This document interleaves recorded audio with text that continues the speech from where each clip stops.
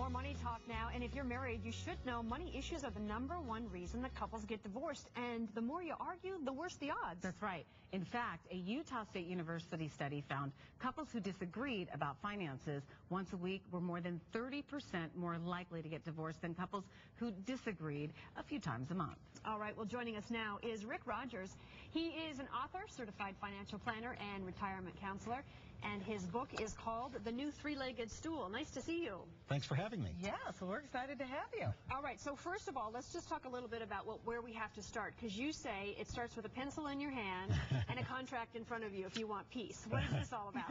Well, you need to have an area of communication, and in the area of money, it's setting up a budget.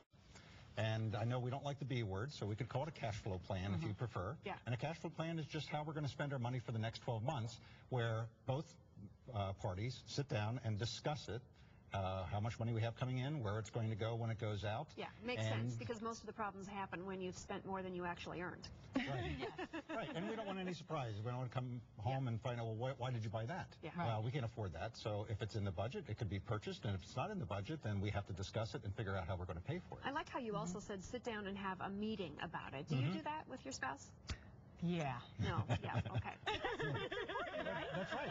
And one finance committee meeting per month is generally enough. And then one person is in charge of bookkeeping, and it's who's ever better at it. So, okay. And I haven't found that men are better or than women, so but hopefully one of you is. So, Or you're both in trouble.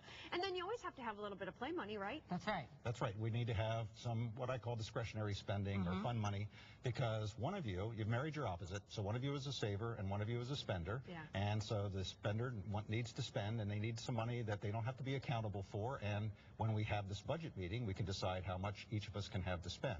The saver's probably going to save theirs anyway, but the spender can go out and spend theirs. Do you think that that helps for kind of like not having arguments? So, you know. Yeah, not having arguments, and also dishonesty, because what happens is if you're constantly being suppressed or controlled, and I'm the spender and I want to spend, and I'm not being able to spend because the saver is over there controlling me, we have found that 3 out of 5 couples admit to hiding purchases. And so if you're hiding purchases, then you're being dishonest about that, and you can be dishonest about something else. Right, and now that just leads to all kinds of problems. Yeah. Okay, so don't lie about money. Don't lie about money or anything. Complete honesty in your marriage. All right, I like that. Do you have any questions for us? I feel like we should be... Okay. Because you asked us if we were both married, and we said we are. Well, I'm wondering which one is the saver and which one's the spender. Are you the saver or the spender? What do you think? I would say I'm more the spender. Yeah, You're the spender? Probably the spender too. Okay. Well, now we got. We're both not big spenders. No, we're both very conservative. Right. It could go to any extreme, but I mean, usually.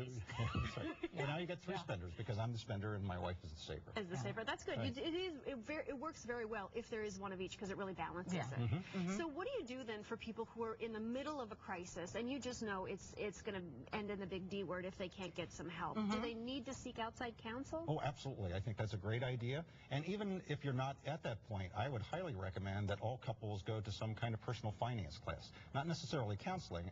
Obviously, if you're having problems, you need counseling, but a personal finance class, because we've also found that only 20% of couples know how to even balance a checkbook. So we just don't really get any training, and I'm saying we need to have a budget. I'm sure a lot of your viewers are saying, well, how do you do that? I mean, that sounds like a great idea, but how do you do it? Right. And there's lots of personal finance classes that are available. A lot of them are just available at no cost. Right. And, through the library too. And good, through the library, and how to get a mortgage, how to buy insurance, you know, all those things that we never really get taught, but yet it's part of life. And both couples should attend together, even though one's only going to be responsible. Well, let me ask you a question. Do you think that couples should have a joint bank account, checking account? It's simpler, and we find that 64% of couples do combine their finances.